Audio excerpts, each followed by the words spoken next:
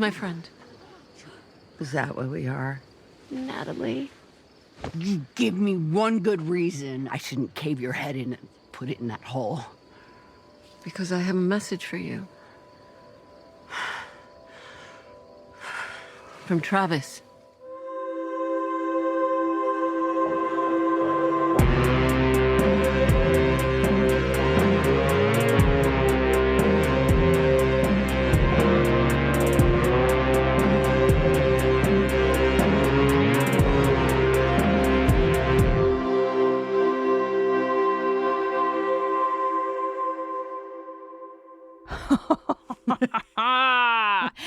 Hello, and welcome back to Doomcoming,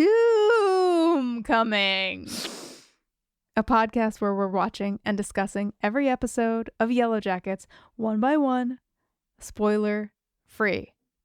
McDonald's chicken nugget department. I'm Jenny Owen Youngs.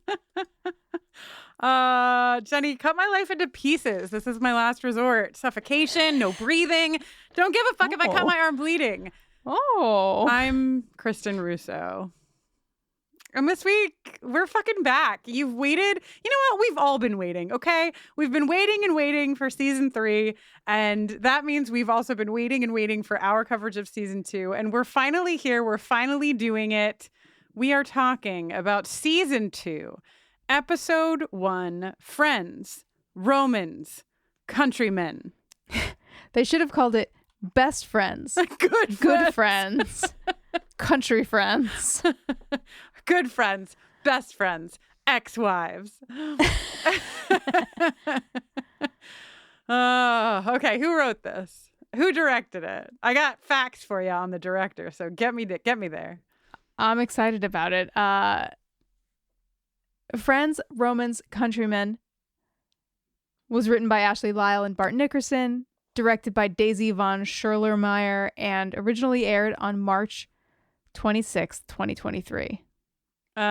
So I already told you the first part. Daisy von Schurlermeyer is the director of this episode of television, and also her directorial debut was Party Girl, which of course is the 1995 Parker Posey classic, which I just watched with you and Jess like a few nights ago. What are the fucking odds? I know. I really gasped. And then get this. Her mom, and maybe you found this out when you did clicking. Do you know this? Is she a woman vocalizing eerily? She's not. Her mom, whose name is Sasha, was in the movie Party Girl, Jenny. And do you know who the fuck she played? The librarian? Yeah, she played fucking Judy. Wow, amazing. Yeah, so just incredible all around. I was very excited because I had never seen Party Girl. And so I just sneaked in under the wire with having some connections to this director. I was just chatting with our local children's librarian with whom Aldrich has a very profound relationship. Uh-huh. And I asked her if she's ever seen Party Girl. The answer was no. She's going to stream it. Hopefully there won't be some kind of children's librarian HR issue with the fact that Parker Posey's boobs make a very brief appearance. Yeah, are you allowed movie. to recommend movies where boobs are shown to your children's librarian? Unclear. I'm about to find out, I think, whether that's allowed or not. There's just a wanted photo of you on every library across the United States. I'm banned.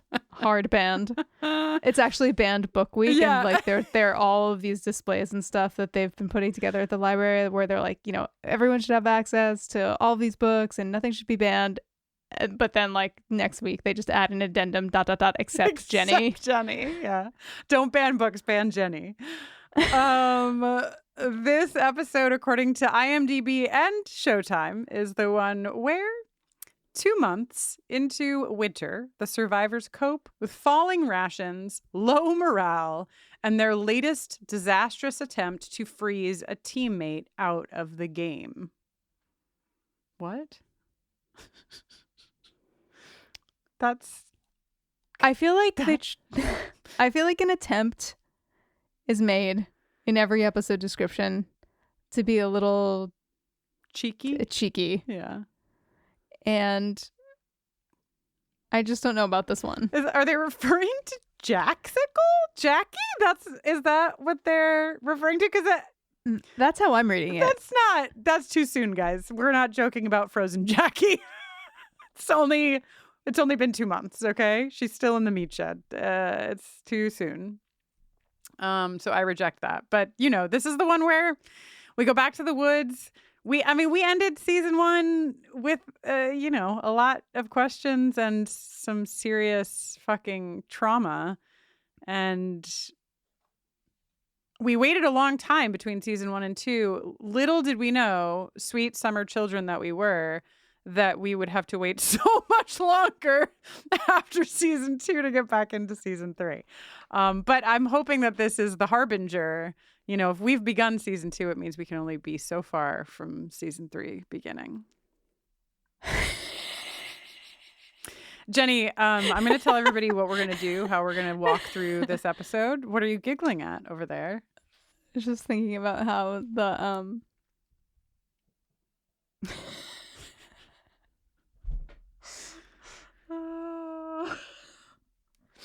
just thinking about how the enemy of my friend is my enemy and the gun of my gun is my gun. I thought it was the enemy of my enemy is my enemy and the gun of my gun is my gun. But I could be mistaken. Wait, no. The enemy of my enemy is my enemy. Listen, Kristin, I didn't come here on a scholarship for war strategy. Okay. Did you know it's a night taping? I'm doing the, when you put all your fingers together to shush somebody. I'm doing that at Jenny. What's happening? Listen, I'm going to tell everybody how we're going to do this. We're going to talk. Oh, okay. We're going to talk about the previous Leons. We're going to give you everything in sequence before the credits because it is put together quite beautifully and its order matters and what have you. Then we're going to do the rest of 96 in the woods. There's not a lot actually that happens. I mean, there's a lot that happens in the woods, but there's not a ton of scenes in the woods. Then we're going to go present day. Present day, we're going to break it out. We're going to do the Sudeikis. We're going to talk about Misty. We're going to talk about Ty. And of course, we're going to talk about Natalie. And then we'll end with some fucking cornflake girl montages. So that's what you have ahead. And Jenny, I wrote down as many of the beats as I could from the previously. So with your blessing, I was just going to read all of those just in case somebody's tuning in. They've not seen the first season. By all means, I'm so excited. Okay, here we go. The girls are going to motherfucking nationals. Their plane crashed. They found a cabin. Nat and Travis are fucking. They're also hunting. Nat, adult Nat, was in rehab. She lost her purpose. She loves to say, "Hello, Misty."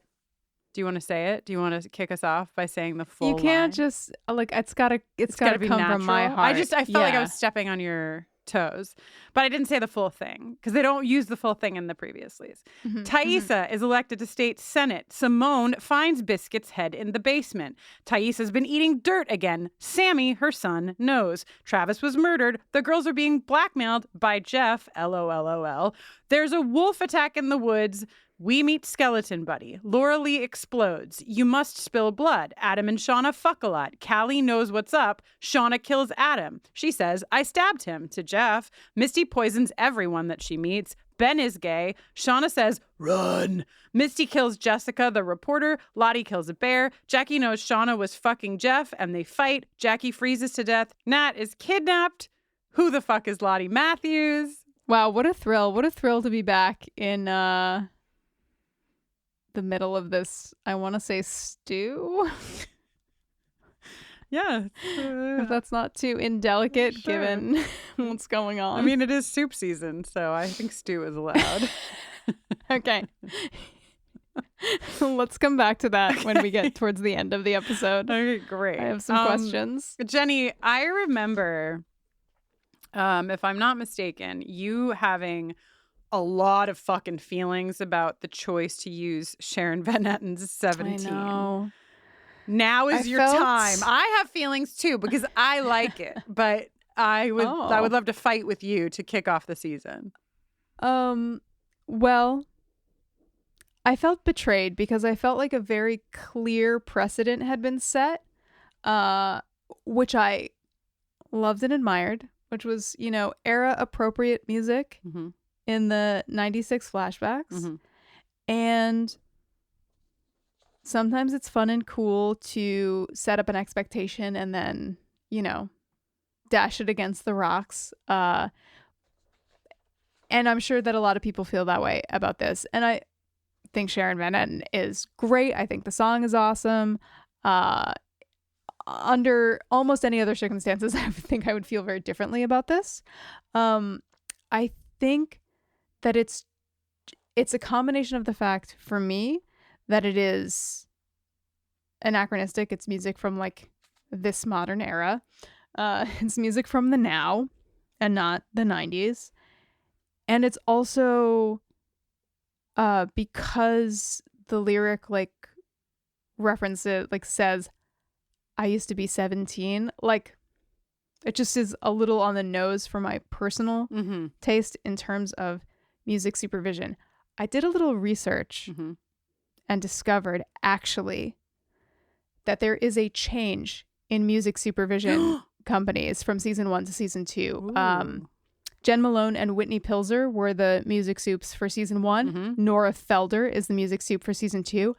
And I think that there are places where that really, the difference really is noticeable. And I'm not trying to say anything. You're not ranking them. You're just saying there's differences. I'm not ranking them. I'm just saying, that you can, that there are noticeable things.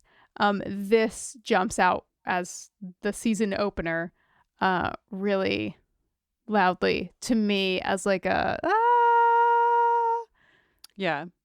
not that, like, again, like, not like you can't set up expectations and then subvert them to great effect, but for me personally, even though love the artist, love the song, it just didn't quite work for me.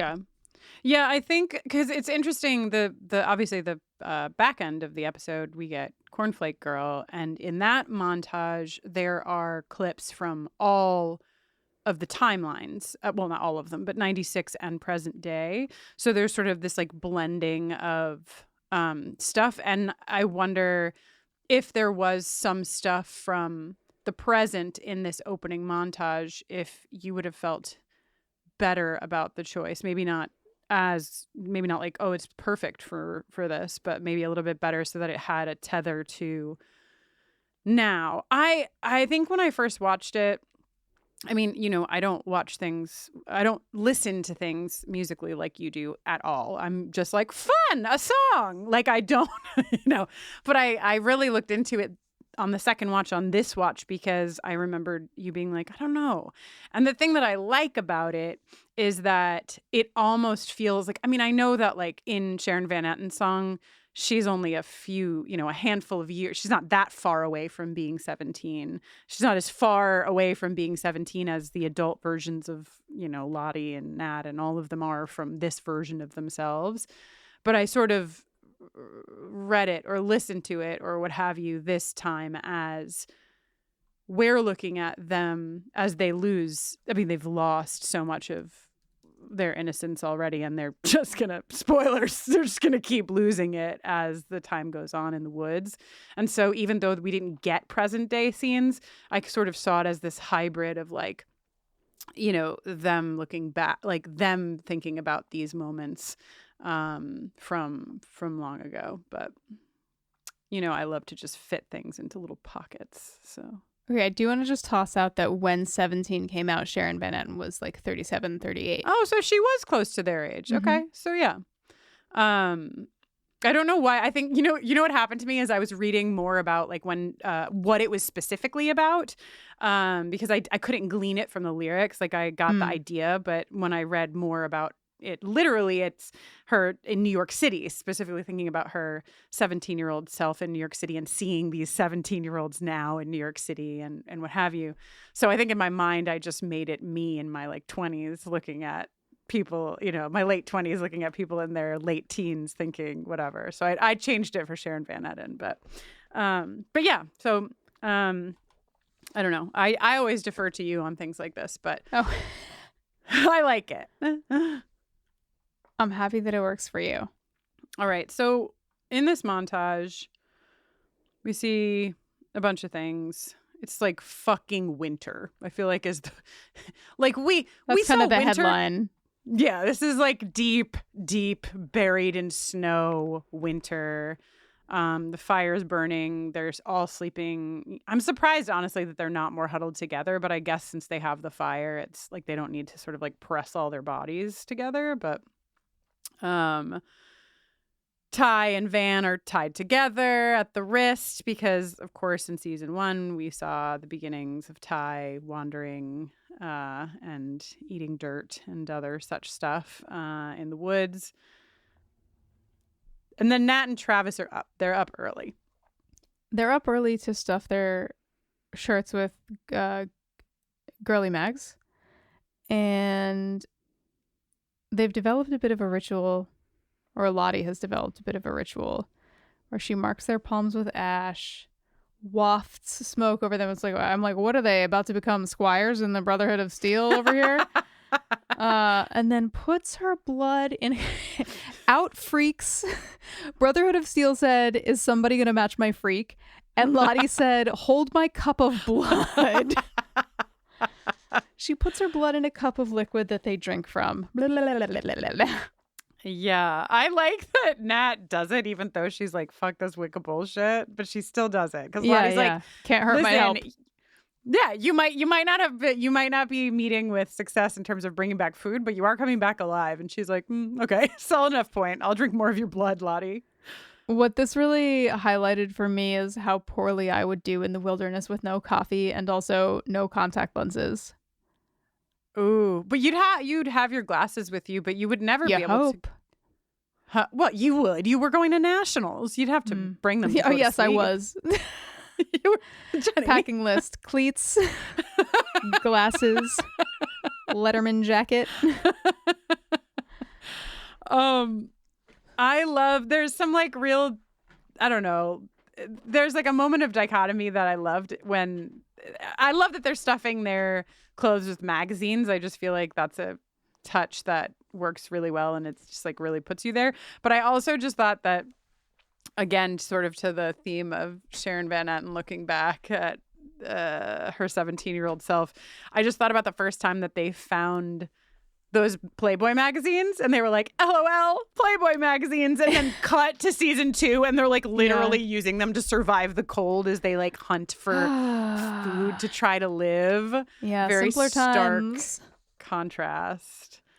And then they leave and Lottie does a little doodle. She does a little Faith Lahane little fog over the window, but she does not draw a heart with a stake through it. She draws Triangle My Buddy. friend and yours, Triangle Buddy. Welcome back.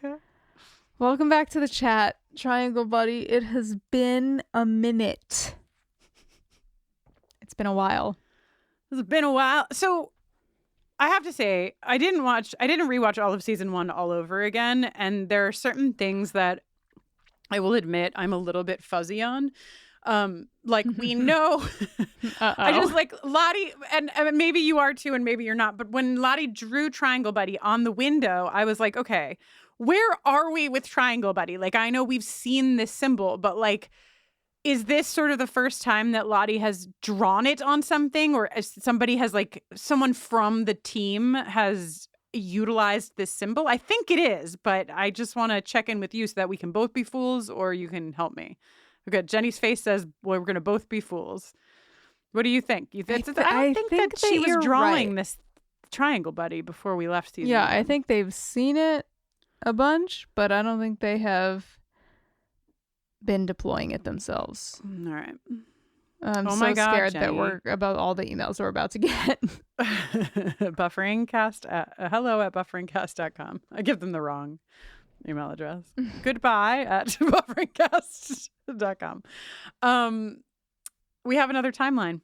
Holy fucking shit. The world lost its mind with this scene in 1998 because it gives us, this is very the Ocean 8. What were they called? No, that's the Oceanic. Oh, yeah. You're thinking of Ocean's 11 for women. Yeah, Ocean's 11, and then it's the Oceanic 6, 8. Hurley, Kate, Sawyer, Jack.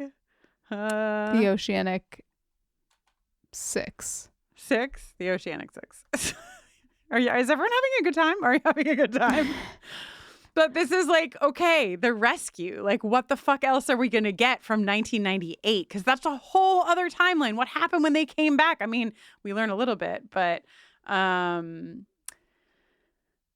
biggest thing is that if you go to any Reddit thread, you can learn that we've counted certain people who are back. We already know. We can find Shauna in the mix. We can find Nat in the mix. We can find, obviously, Lottie in the mix. We can find Misty. Who am I Mist. Oh yeah, Misty. There's a clip of Misty looking so excited about how much press they're getting.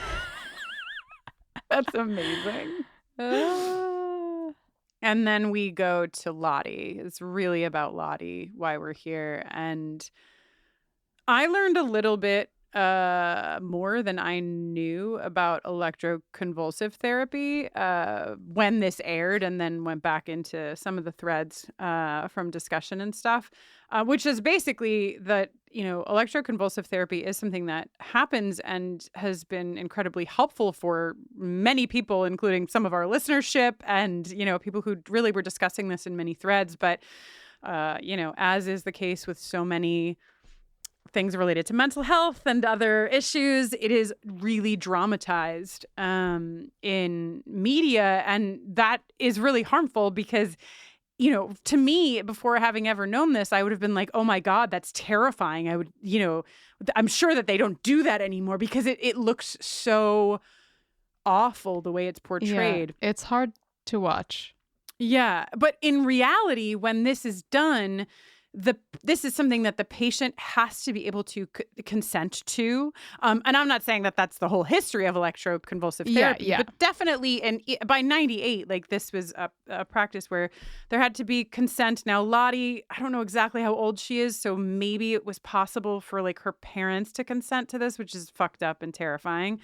But you're also under anesthesia when this happens. You're not fucking wide awake when this happens. So there's a lot of other detail there, but the long and short of it is just like, this is exactly what we were all shown as kids of the 90s. Are you kidding me? Girl Interrupted. The amount of times we saw something like this to like sort of scare the shit out of us is, you can't even count the times. And it does a huge disservice to a treatment that, again, I'm just sort of paraphrasing some stuff from some of our listeners. And I also I found a Reddit thread from a viewer who wrote about their experience with electroconvulsive therapy and, talked about this a little bit. And I'll link the Reddit thread. I'm sure you can find other articles and things like that. But if you want a first person account of going through this and what media portrayals do, I'll link it in the show notes for you. Did you know that I have an ECT song? I don't think I did. You have so many songs, Jenny. So many songs. What is your ECT song? It's called Sleep Machine. Okay. And what I would really call it, what I would really label it, is my bell jar song. But there is a good amount of electroconvulsive therapy in the bell jar, and that is like primarily what it's concerned with.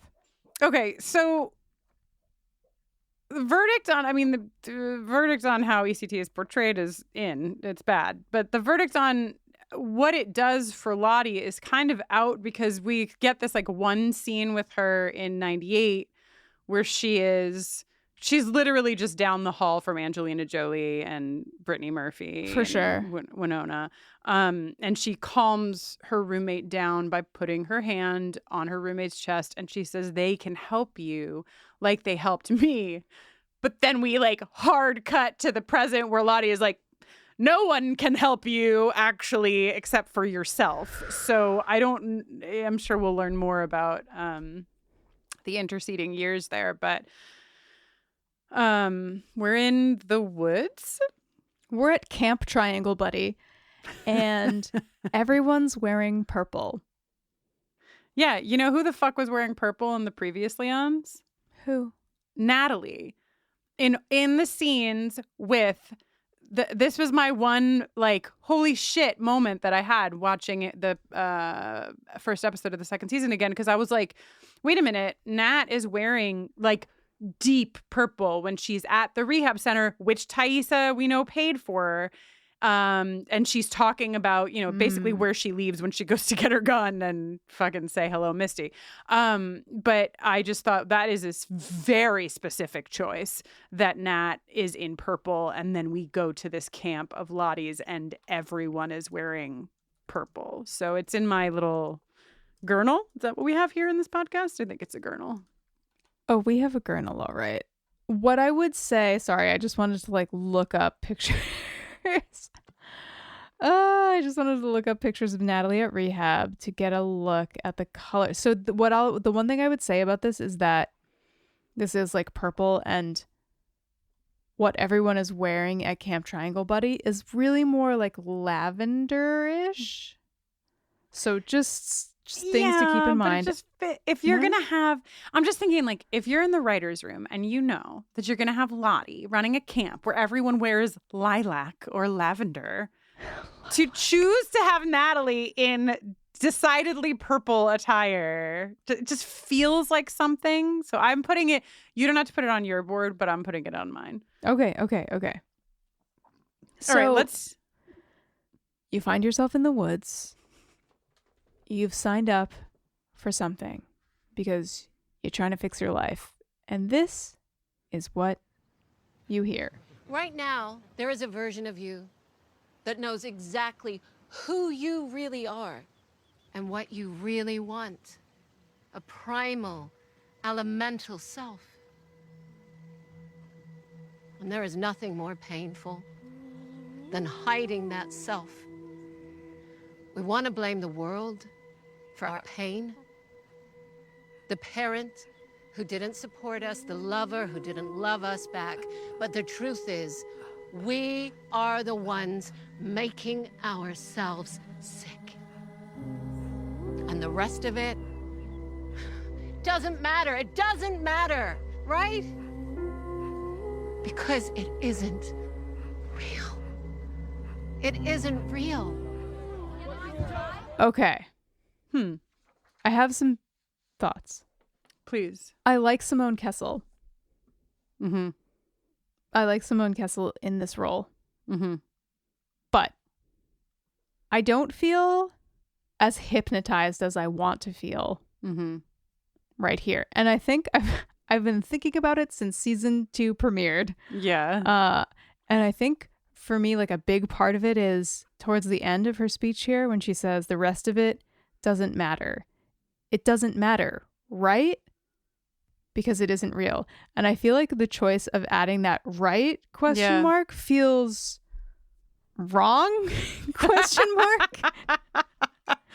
And maybe I'm looking for something that the show's not trying to tell me. But I'm expecting, you know, especially like what we see in the opening montage and like where it feels like things might be headed with young Lottie. Like I just feel like, you know, it should feel more I want to feel more entranced, just a little bit more entranced. Yeah.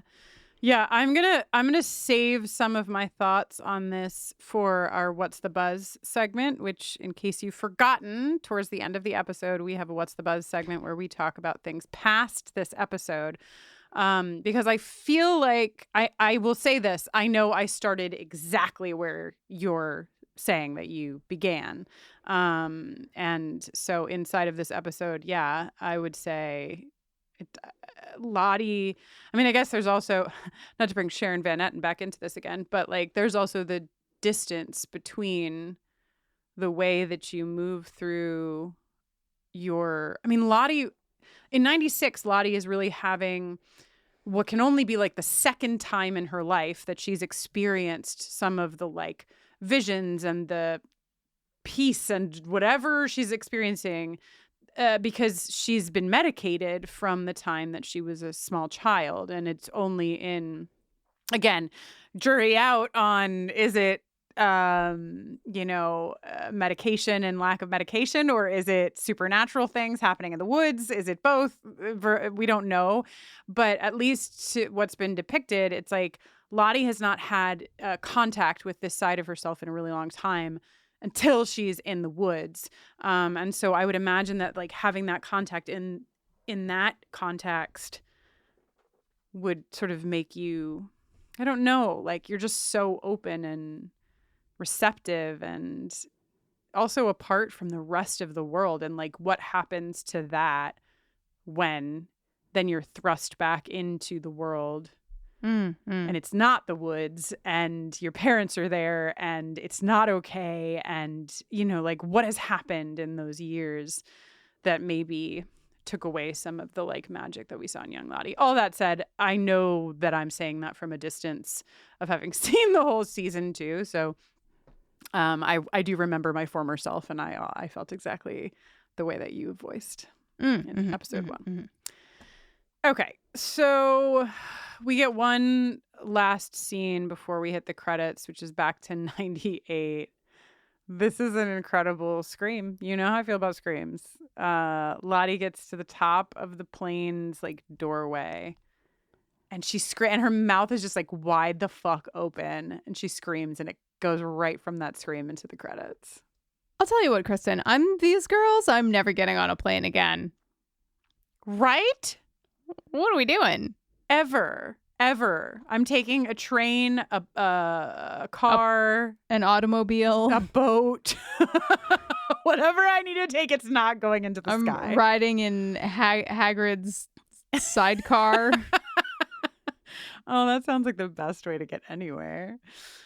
I'm gonna, Jenny, if you want to do a deep dive into the credit differences, I will not stop you. But I have a great article. If you want to get a beat by beat what's different in season 2 credits, hey, check out the link. Thank you, Cameron Crane, from March 25th, 2023 on TV Obsessive. There's a breakdown of every single thing that is different.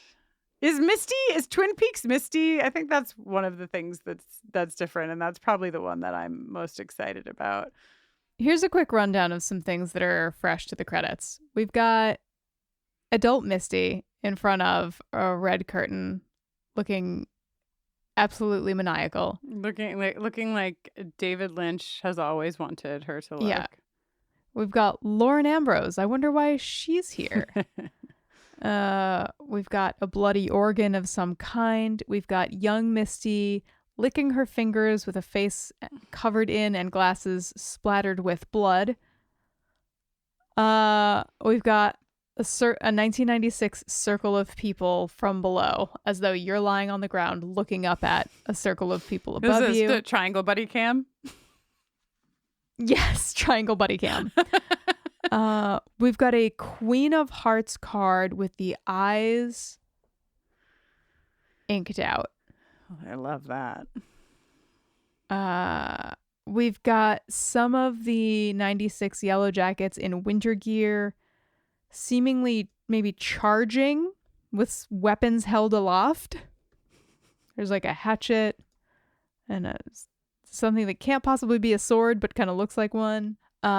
There is the sort of like topographical map that we're going to see later in the episode, wide shot and also detail.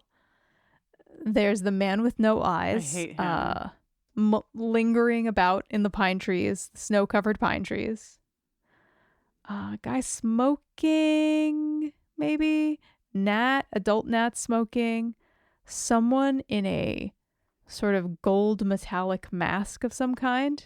Yeah, there's like a lot of opinions on this article about like, is it like the masks from the animals? Is it like blah, blah, blah? In my mind, I'm like, that is just simply a face mask for great skin. So yeah, that's someone who's concerned about looking their best. Like, that's just Jeff, you know? Yeah. There's a Sadecki family photo that looks like maybe it's got some blood splattered on it. And then a wood frame that seems to be just covered in like chunky blood. Ew, don't say chunky blood. Sorry. So when I asked you if you were going to take us beat by beat and you said no, and I said, well, then I'll include the article, what you meant was I am going to take us beat by beat. Yeah. Are we friends Yeah, still? we are. All right. Time for the rest of what happens in 1996. You know that feeling when you're playing MASH in the meat shed with your best friend who's frozen because To death. To death, because you have a lot of feelings and you haven't really found a way to process them? Yeah, no, that's what I was doing right before we got onto tape. Cool. Wow, I didn't know you had a meat shed. Incredible. Not a lot of people do. Really just the ones that end up out there. So I would like to say in season 1, we saw adults Shauna and Jeff go over to Jackie's parents' house, and they went upstairs. Well, Shauna went upstairs and she was looking through Jackie's diaries, and there was stuff that was not from 96, and it was a whole hullabaloo. And I think that I said that I felt like Shauna was probably just kept writing in Jackie's diaries, and I feel that I have been proven correct in this scene because she is literally writing in the diary. They're playing MASH together, ? And I'm gonna guess that Shauna keeps up this practice for some time. Yeah. Right again, as I'm always saying to you. Always, you know me, sharpshooter Russo. Predictions, they call a you. go-go. So Shauna's living in this is almost exactly correct. She's living. Yeah. The only thing that's wrong is the apartment, right? She's living in an apartment in New Jersey. She's a stay-at-home mom. She has Does she have $1 million? No, but she could. Jessica told her she could. She turned it down. So technically, true. MASH didn't know she'd turn it down. Right. And she's married to Jeff. So apart from the apartment house thing, I feel like it's pretty spot on. Shauna's all about living in the moment, she tells her dead, frozen best friend. Oh, God. This is great. This is one of my favorite things about season 2, that they have Shauna hanging out with the jacksicle. And also pregnant. Like, there's just so much happening in the meat shed. Like, truly. Yeah. Layers on layers. Drown by Smashing Pumpkins is playing in this scene, and it is great. Great choice. No notes. Great. Feels awesome. Drown is not a song that I'm as familiar with. That's one of my favorite things about it. Right. It's just it's just creating a gauzy kind of atmosphere. It's like doing exactly what needs to be done. You're like, that is Billy Corgan. Scene. But it's not. Not even. I was just like, that sounds like the 90s. That sounds exactly like the 90s and not in a way that could be faked. Yeah, totally.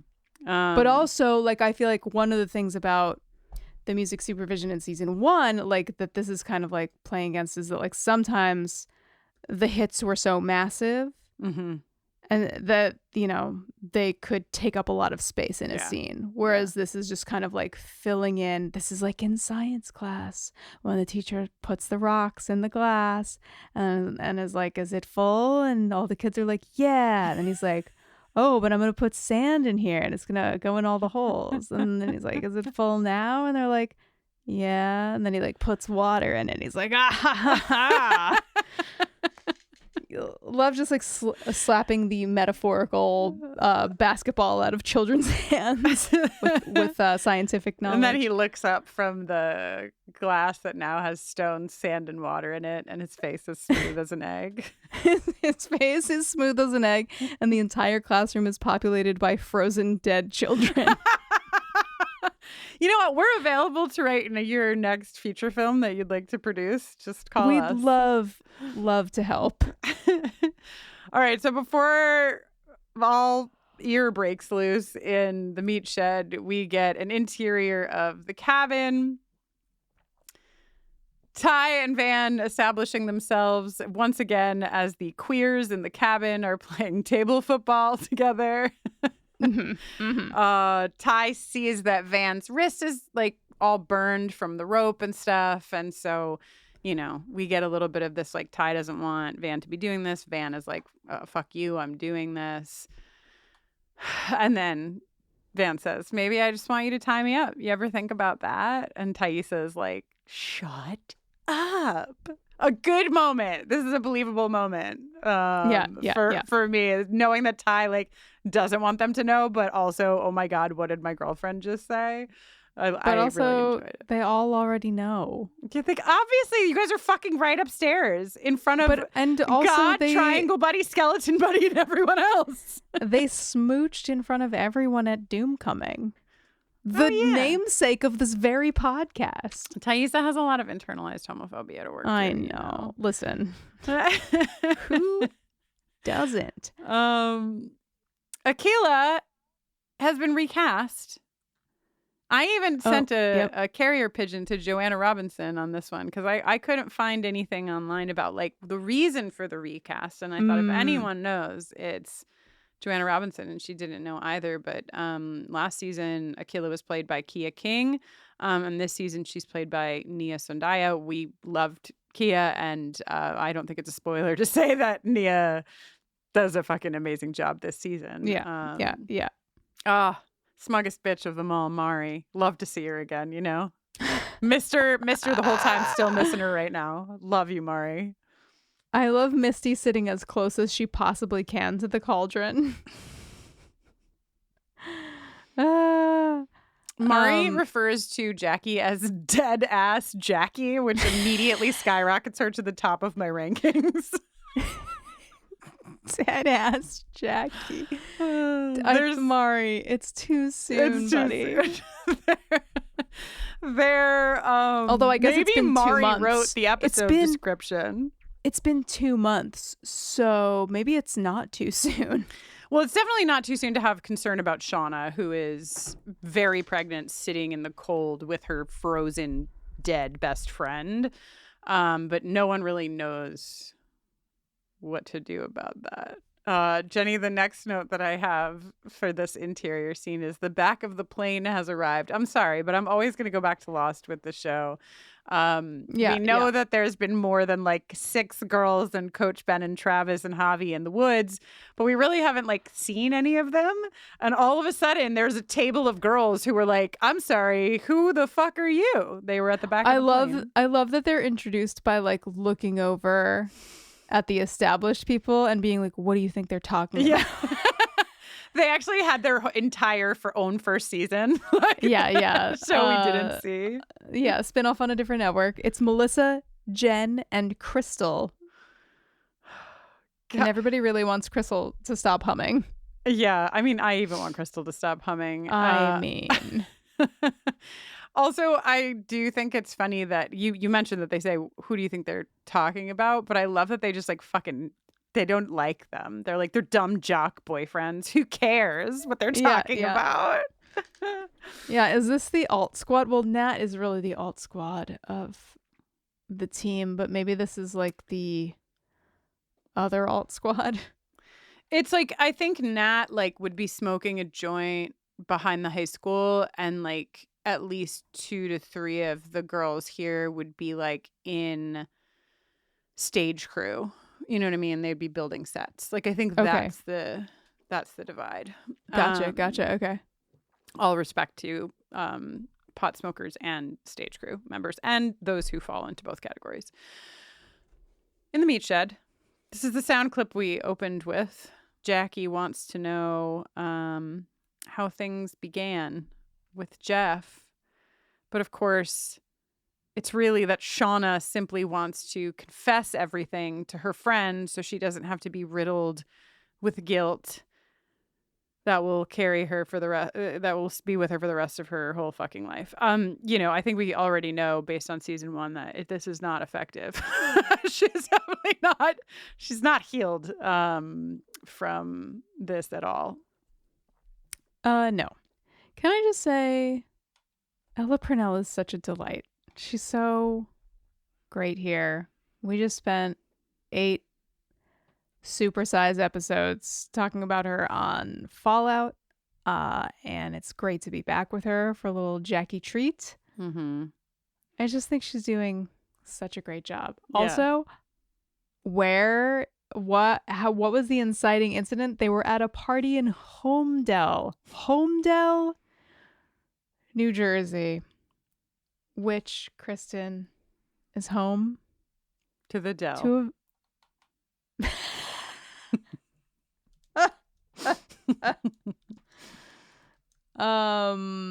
it's home to the PNC Bank Art Center. Oh, I've heard of her. Yeah, which is a massive music venue where I have attended the first Lilith Fair. Thank you very much. Horde Festival. Do you know what I saw at the PNC Bank Art Center? What? I saw Donna Summer at the PNC Bank Art Center. Wow. It was not in the Lilith Fair era. It was the next chapter of my life. Okay. I also saw Jewel there. Sorry. Okay, I'm done. Not as part of the Lilith Fair, though. Jewel on her own. No, I have a very distinct memory of approaching someone at the merch table. Now I'm like, I feel like they probably were venue sellers, but like I was like, how come? Because Jewel, I think, was on other Lilith Fair dates, but then was coming on her own tour to Homedale like a month later. I was like, why isn't she here? And they were like, oh, she didn't want to do it. Like, they were giving the hot goss on Jewel. Yeah. They were like, yeah, she just like had other whatever ideas or whatever. And I'm like, now looking back, I'm like, that is probably true, but also you probably were just saying like whatever the hell to like move the merch line. Right. That's very adorable. I would have never guessed that you would be speaking to somebody at a merch table at a concert. That's very cute. So insight to Jenny Owen Young's that I never knew. All right. Just for the record, I did also go to the Lilith Fair and Horde tour, but I was a SPAC bitch up in upstate New York. That's where I was seeing my festivals. Oh, okay. Okay. So listen. It's the pilot. It's the premiere of season 2. So we're gonna take a little while, but I just want to say that my favorite part about this confessional exchange that is, of course, between Shauna and Shauna is when Jackie explains that actually the reason that Jeff broke up with her is because he didn't know how long he could be with somebody who wouldn't have sex with him. And Shauna says, Jackie, I didn't know. And Jackie says, but you did. And I'm like, damn, this Shauna internal situation is so intense. But you did know. And you kissed him first. She kissed him. Jeff didn't kiss her. That's a lot. Why did you do it? And we never get the answer. At least not in this episode. Yeah, if I'm Shauna, this is where I'm knocking somebody's ear off for sure to change the subject. Anything to get the subject changed. Oh, what do you do when your best friend's frozen ear pops off? I guess there's nothing to do but put it in your pocket. Put it in your pocket. You put it in your pocket. Put it in your pocket and bring that meat inside because you've let the team wait too long for their food. They're running out of bear meat. 2 months, I guess, is about how long a bear lasts for a soccer team. Math you never knew you'd learn. This is great math to have in my back pocket. If it's just like 2 or 3 of you out there, you probably got like a good 6 months, but you got a whole soccer team. You just need 1/60th of a bear to feed a whole soccer team tonight.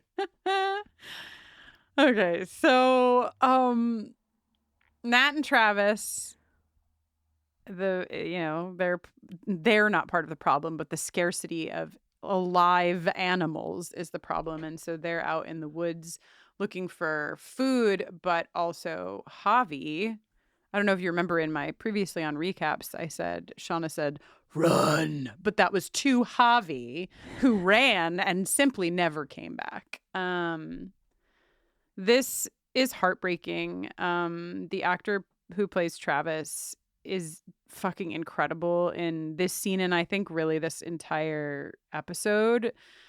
He thinks he sees Javi and it's just a wolf, and like Nat with him is also just really heartbreaking because she's not saying like enough is enough, it's been too long.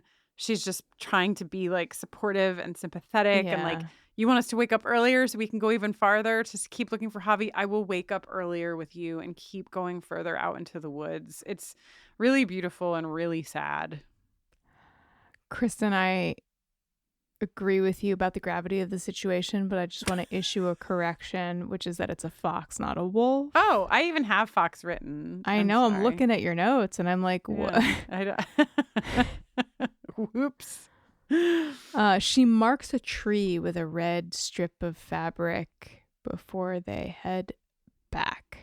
Shout out, I think we may have already shouted this out season 1, but in addition to the Playboys as insulation, the use of the plain seatbelts in Nat's costuming is also so fucking amazing. Oh, yeah. Okay.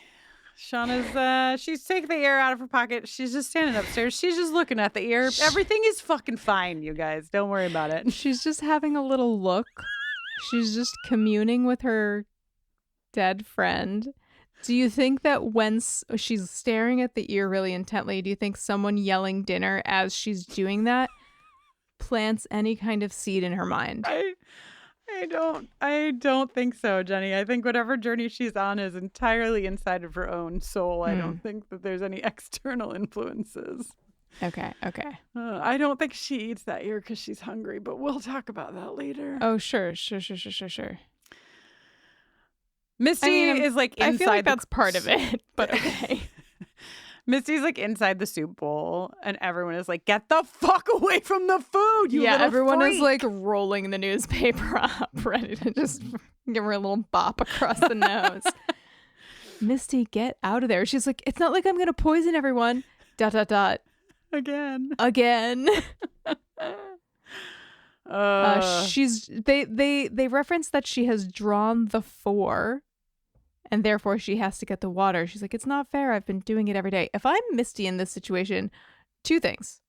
I know I've been saying what I would do if I was people in situations, but I just feel like people need some help in this episode. If I'm Misty in this situation, number 1, I'm not going anywhere near the soup pot.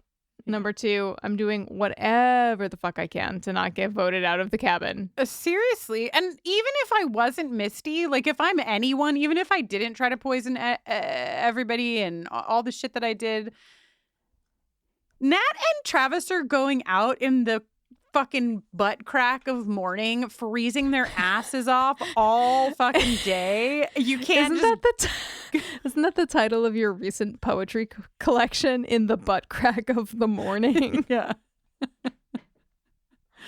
Yep.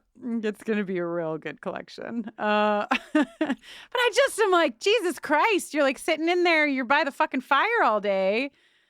You don't get to complain when there are other people that are out fucking like neck deep in snow trying to hunt food for you, even beside the point that you're Misty and you tried to like kill everybody.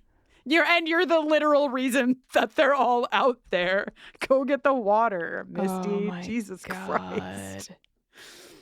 Okay, so coming out of the outhouse, Crystal's performing a little musical number. Here's the thing. I'm not starved, freezing, lonely, terrified for my life, and I'm ready to drop kick this girl off a cliff from just one small sampling of her repertoire, which I know is the point.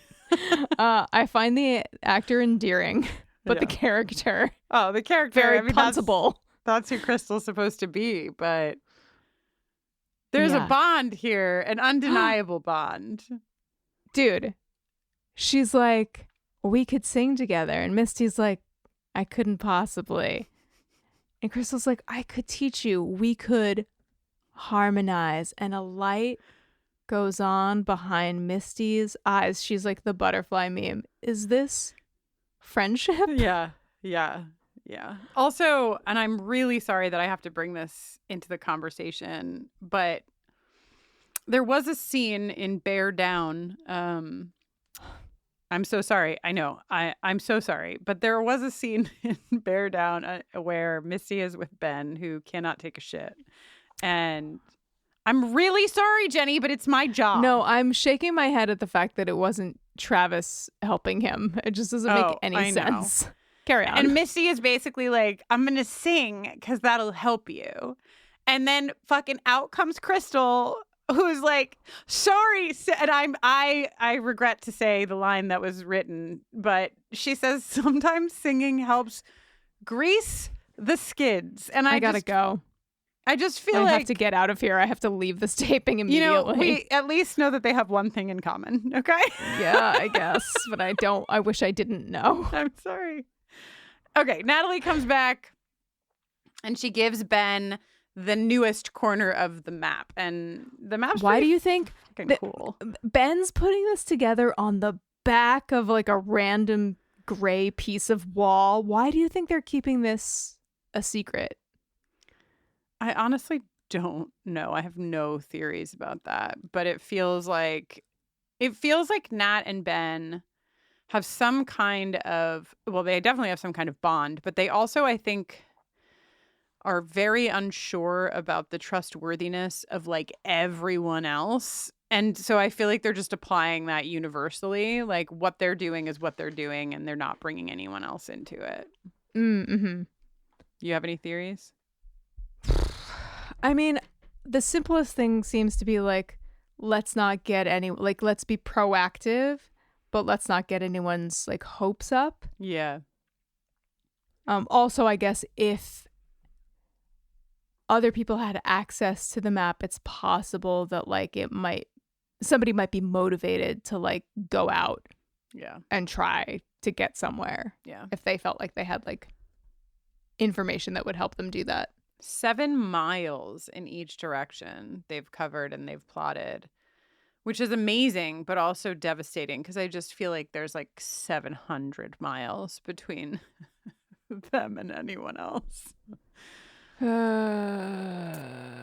So they have like a brief exchange about how there's no conceivable way that like Javi is still alive, but they can't say that to Travis. And then Travis and Nat are sitting by the fire. There's like a moment when she like kind of leans over to maybe kiss him. And he's just like, I know you think he's dead. Like he's not going to meet her where she's at. And she's like obviously fine with that to a point. But this boy is not okay. And he starts having a panic attack. But then just as we see her do earlier in the 1998 flashback, Lottie puts her hand on his chest and he like starts breathing better. He has a vision of the stump and the candles and stuff. And then, Kristin? He just relaxed. He calmed down, and I don't have a penis, but maybe that's what happens when you have a panic attack and you calm down. Please don't write in. One of my favorite things that we ever asked people to write in for was if you're a dude, do you check the bounciness of the bed before you fuck? Like, I feel like we got some really good shit from that ask.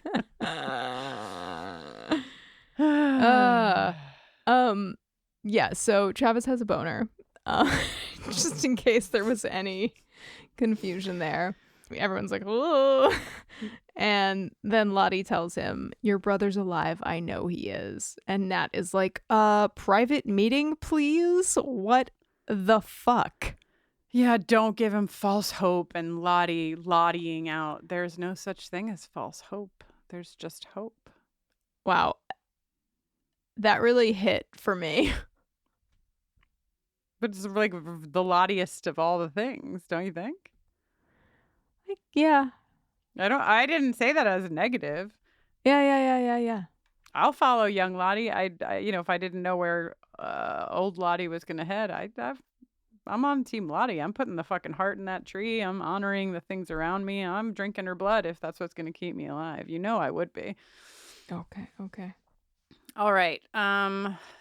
Last scene in 96 before we get to the cornflake girl of it all is with our two little queer girls, Ty and Van. They're tied together. Ty wakes Van up by kissing her in a way that's not polite and sweet. It's very, we will fuck now.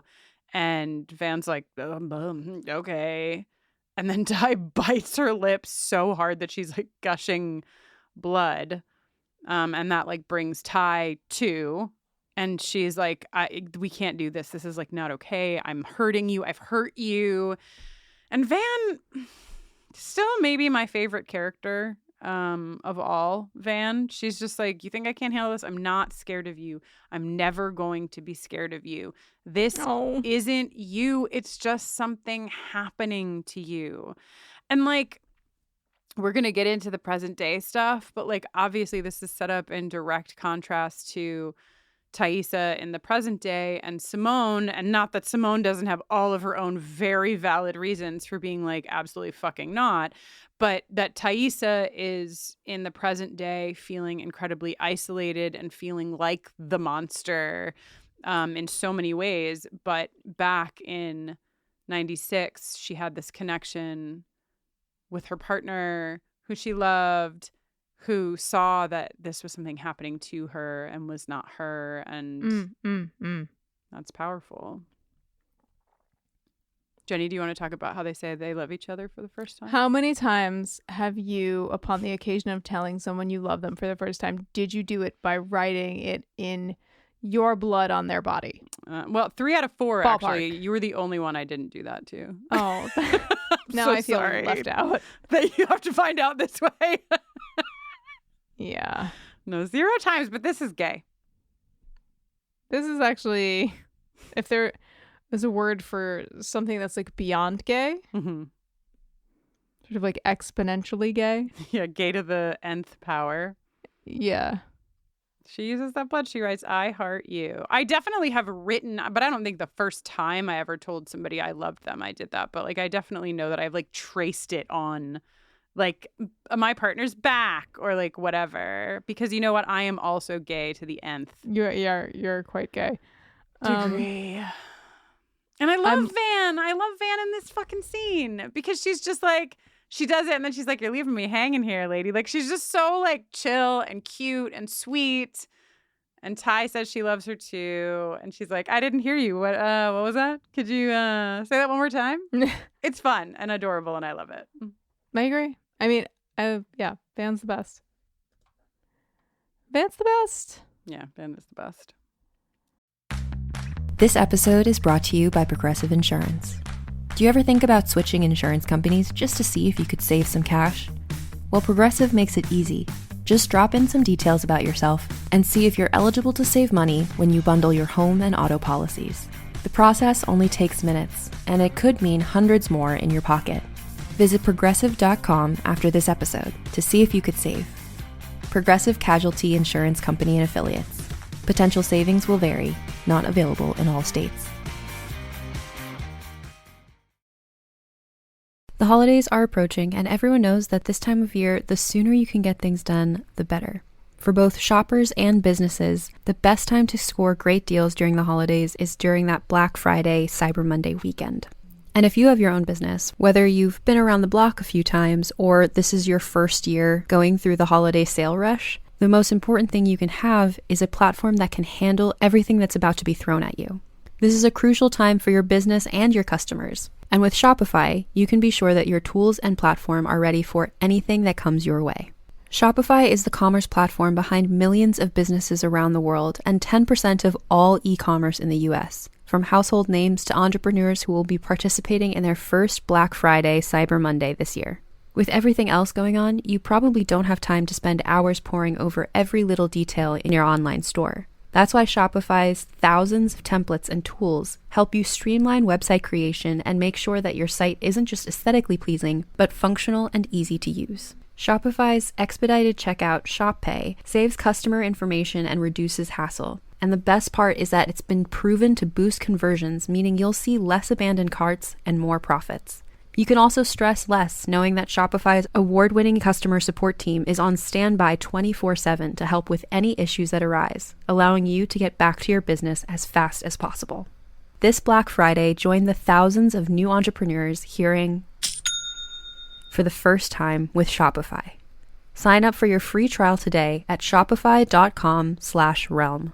That's shopify.com/realm. Go to shopify.com/realm and make this Black Friday one to remember. The holidays mean more travel, more shopping, more time online, and more personal info in more places that could expose you more to identity theft. But LifeLock monitors millions of data points per second. If your identity is stolen, our US-based restoration specialists will fix it guaranteed or your money back. Don't face drained accounts, fraudulent loans, or financial losses alone. Get more holiday fun and less holiday worry with LifeLock. Save up to 40% your first year. Visit lifelock.com/podcast. Terms apply. Oh my God. Are you ready? It's time to take a leap forward in time. Here we go. Present day. There's a fucking cookie cake. Let's go. We might be in present day, but we still have the cookie cake of 1996 that we've always dreamed of. It really feels like everybody's having the most fun when they're writing for Misty. Yeah. Oh my God. And Christina Ricci. We're not going right to the motel, but when I can't explain to you how much fun I am going to have when we get to the fucking motel with Misty and Larry. This is so great, and I love it so much. It's so funny. Why does Misty have this setup with the voice changer and like because she's like separate living room her dreams. She's invited Shauna, Ty, and Nat over to practice being interviewed by the police. To practice. Shauna is the only one who showed up, knowing full well that Ty and Nat were not coming. And this is really like how the whole after the montage, like when we cut to present day, like this is like the opening, and you think for like a half a second, you think that Shauna is literally being questioned by the cops. And it's quickly revealed that it is, of course, Misty, like with her like scream fucking voice decoder standing in the stairwell of her house, and she's like, how is the sex? Mind blowing or just like really, really hot? And Shauna's like, I don't think they're gonna ask me that. But to Misty's point, like there was a cookie cake right there. All Shauna was supposed to say was, I want my lawyer. It was on the cookie cake. And Shauna was still like, I didn't murder anyone. So she does need this training. I like Shauna's, I didn't murder Adam, whoever. So she's like over it. She gets up to leave. And Misty's so upset because she made punch, Jenny. She did, and only Shauna came. So sad for the punch. She's gonna send Shauna home with some punch and a ladle. Misty's got this nagging feeling. We missed something. I can feel it. You got rid of all of Adam's stuff? Yes, of course I did. You hesitated. No, I didn't. And your journals too? Yes. Wait, answer too fast that time. Misty. Yeah, and she's not fucking wrong, as we'll learn. Shauna is a lot of things that I love, but she is not good at crime. She's so bad at crime. She's so bad at it. The thing from this scene that I feel must be said out loud is that Misty, as you said, wants to make Shauna a punch kit, not just punch. She wants to send her home with the whole thing so she can have the experience. She says, I have Hawaii 5-0 punch. It's just regular punch, but I gave it a snazzier name, which, oh God, Misty Quigley, I love you. I really do. Misty is in the basement and she's like looking at her call log after Shauna leaves. And she's like, I probably should call them again.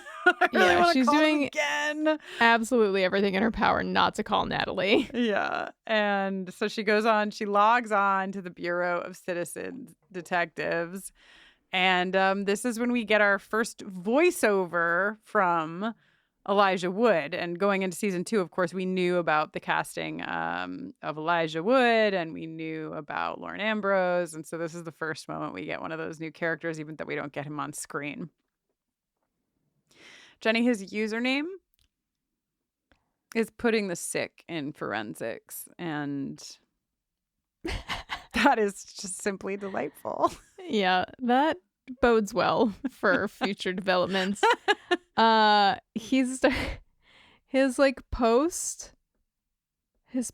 begins in Telegram format. Then finally he abandons it just as Misty's getting tired of reading it.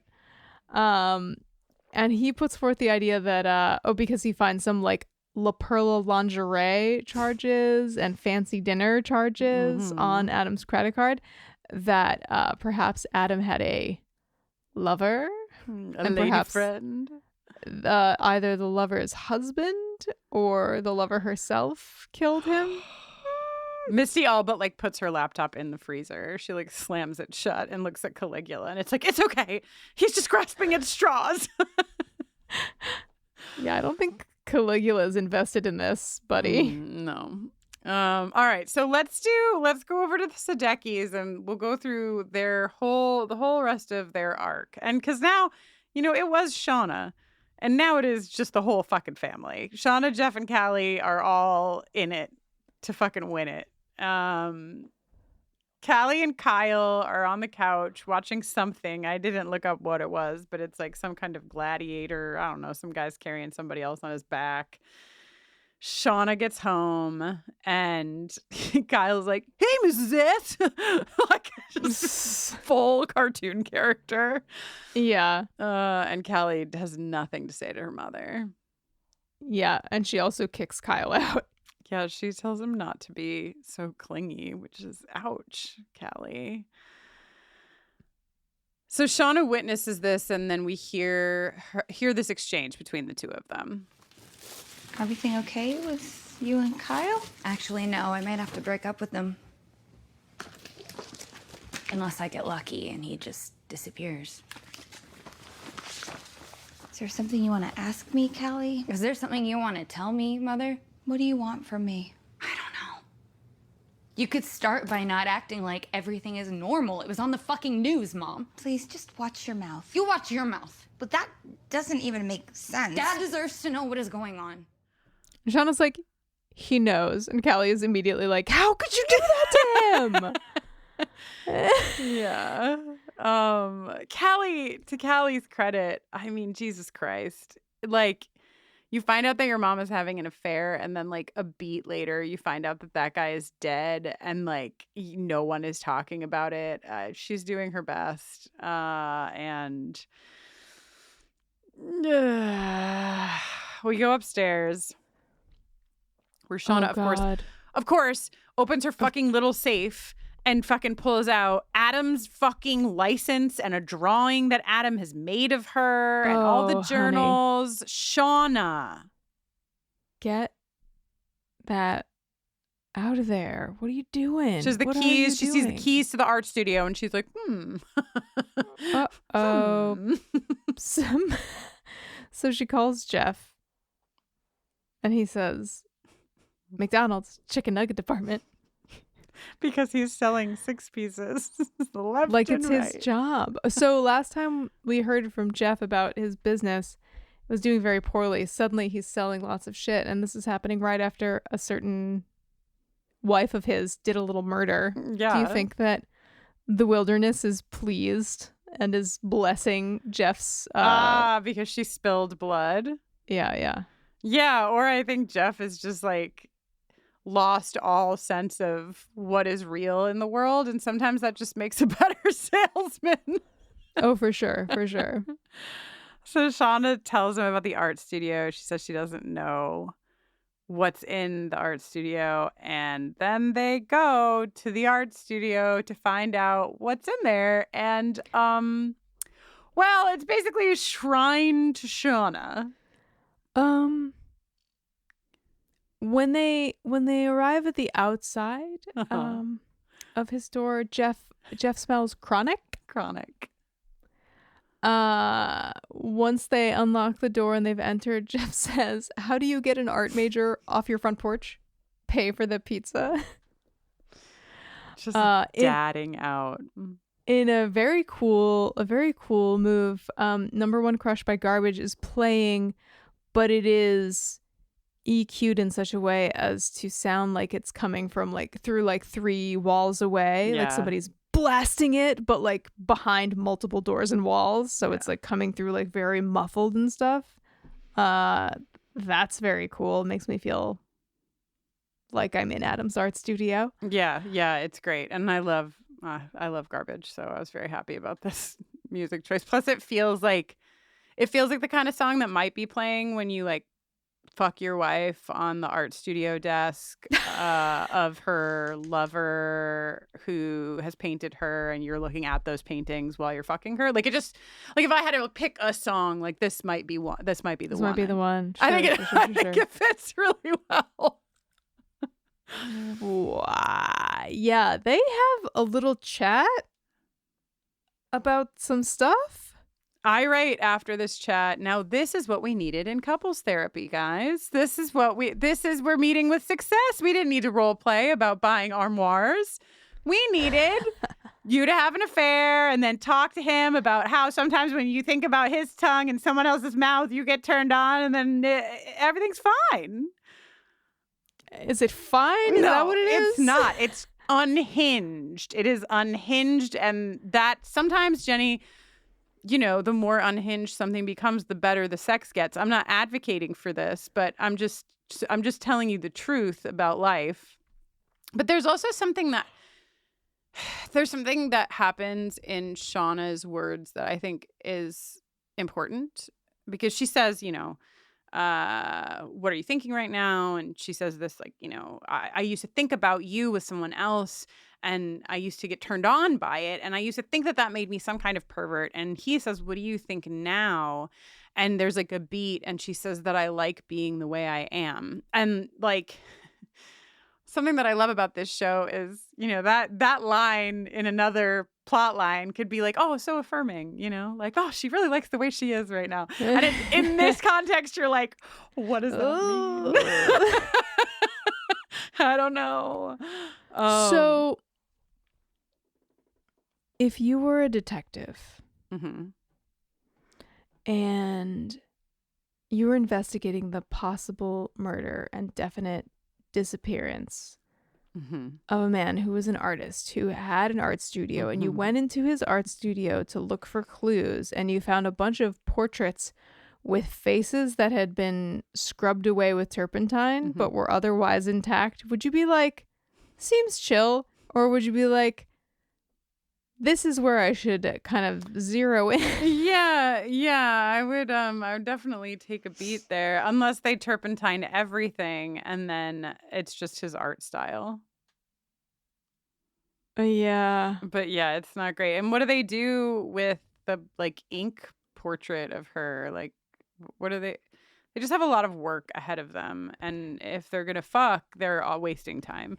And also, you're at the, like, it's not the crime you're scene, just but like spilling your fluids about in this man's space, like trying to leave as much DNA behind as possible. I just feel like, you know, when I first watched this and she picked up the turpentine, in my mind I was like, they're burning the place down. Like, that's what I thought they were gonna do, just burn the whole place to the ground. Okay, well, here we are at my favorite scene that I have ever seen in all of Yellowjackets, and I think that's true for a lot of people. It's like last season we got Jeff realizing there wasn't a book club, and it was our favorite thing. And this season we get him in the garage. I forgot about there's no book club. I mean, Jeff, is he the fucking MVP of the entire show? It is very possible that he is. It's like, it's young Van versus adult Jeff. Go. It's a cage match. Jeff in this car blasting Papa Roach, thinking back to this sex scene that happened a minute earlier in the art studio, playing some kind of version of like steering wheel and passenger seat drums. I can't explain to you how many times I've watched this scene. It is absolutely epically incredible and perfect. I don't know how you feel about it, Jenny, but I could watch it every day when I wake up. I should wake up to this scene. It would really set me off on the right path. You know I love Jeff. And I know you love Papa Roach. What I don't want is for Jeff to become only comic relief. What I don't want is for Jeff to become a cartoon. Yeah. But he's not becoming a cartoon. I just feel like if I had recently found out that my wife had killed a person that she was having an affair with, gone to the art studio where there were a bunch of paintings of her, and we had had insane sex, then I would also probably be sitting in the garage blasting some song and just like trying to lose myself. And it might be funny to an at-home audience, but it would still be real for me. Yeah. It's very real for Jeff. Yeah. I think maybe the thing that makes it really hard for me to sort of fully embrace this scene is the Papa Roach song, because I've never, communed fully with a Papa Roach song. I mean, honestly, until this scene, I had not either. But all right, later outside. The perfect cover for burning evidence. Franks and beans. Franks and beans. Shauna, the fact that Shauna's first line to Jeff when he comes out with the Franks and beans is, "Why are you so sweaty?" Is incredible. They douse the fucking journals and the license in all manner of gasoline, and the flame shoots up so high that like a part of the tree catches fire. This is not how a green young tree under eastern deciduous, tri-state area. Like, this is just not what would happen. Sure, but it is funny. But even though I know you hate having fun, Jenny, I famously despise fun in all its forms. Jeff gets the hose and it's like too short, so he uses like a cloth and he puts it out. Oh God! And yeah, I did love watching Jeff try to use the hose and then being like, it's too short. They go inside to eat their Franks and beans. I almost said before, Jenny had to like go do something for a couple of minutes right before we did the intro, and it gave me time to look up the Papa Roach lyrics, which is why I did my intro with them. But what I was planning on using was, "I'm glad you're enjoying your pig anuses. I'm Kristin Russo." Oh God. They're at the dinner table, and Jeff. So here's the. I mean, this is the truest part about Jeff, right? He says Callie doesn't want to eat her hot dog. She wants a veggie burger. She's so annoyed with this fucking situation between her parents, where like now it's not just her parents being corny assholes together at the dinner table that she has to withstand, but it's her parents who've like maybe committed murder together and had affairs and they know about it, and they're still corny motherfuckers at the table. She's like ready to explode. But Jeff says he'll go do it. He's going to go do it because he knows they just like destroyed evidence on the grill. And she's like, "Oh, old, like, gender roles, blah, blah, blah." And he says, "Maybe old-fashioned dad shit is my love language." And like, it is. Like, that is Jeff. That is Jeff. Although I think technically when you say your love language, right, it's what the you language like to in which you like to receive love. Yeah, true. Which, just because Jeff is saying it in this moment doesn't mean that's not true. Shauna, I'm sorry, but Shauna like riffing on this joke. Maybe the bun is tired of having his identity tied to the hot dog or something. It's just Melanie Linsky. She's just a very singular performer. She can make a line do things that no one ever dreamed it could do, Yeah. All right. So that's what's happening with the happy to be Sudeikis. back. So happy to be back. Let's go to fucking Thaisa, who's also having a completely regular time. So normal. We're all very stressed seeing Thaisa at the Adopt a Puppy place. For those of you who did not watch this in real time, fucking Steve Watch was like in effect immediately. The internet was fucking freaking out about Steve from the moment we met Steve. At all costs. He is the Mudang of Yellowjackets. I see this dog and I'm immediately stressed out. So stressed out. She adopts Steve without a thought. She doesn't even think about it. She just like looks and sees the first dog like, there and is like, I'll take that one. one. And then she goes over to Parkside Elementary where Sammy's getting off of school so she can be like, I got you a new puppy. Because, in Thaisa's mind, she left the door open and Biscuit got out. Like, that's as much as Thaisa is conscious of. Yeah. And Simone, so you know how I feel about Simone. I know would you die for her. It's you're like, waiting for their divorce to be final and for your divorce to be final. I love Simone. But Simone and Thaisa, I think, have shown in a lot of ways that they're able to like negotiate around Sammy in a way to present a united front, even when they're like not necessarily on the same page, which feels like an important piece of parenting.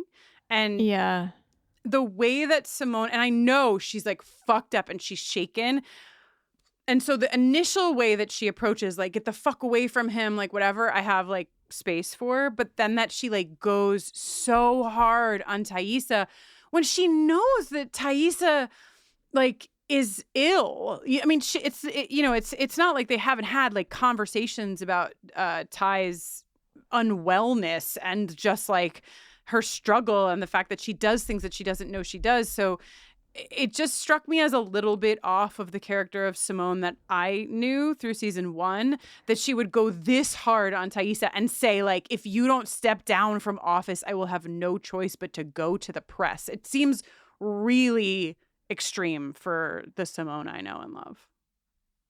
I actually don't think it feels extreme. I mean, she did find a decapitated dog. She found their dog's head on an altar. I know. And like a mutilated doll that belongs to their son. Yep. And I mean, above all, like, Simone's top priority is Sammy. But why in front of Sammy?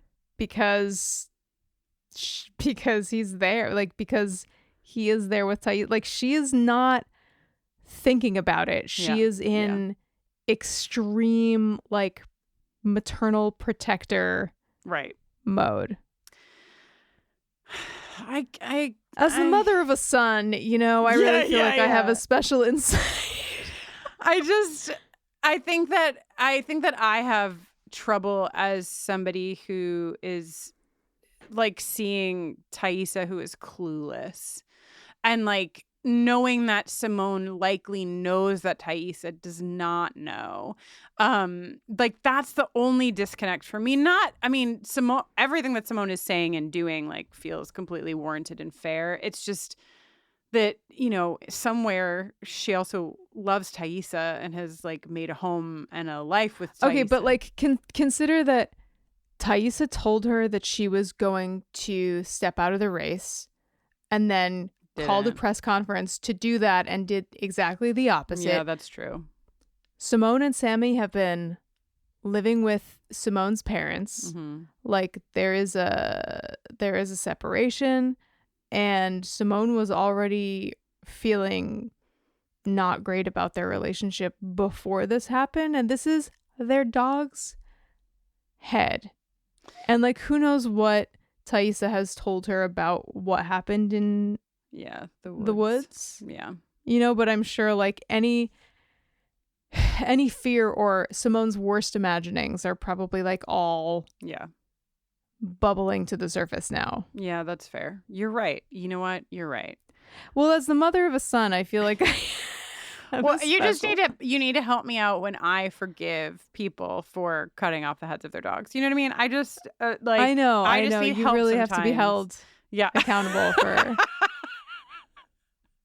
You're like, what's the big deal? The head was on, now it's off.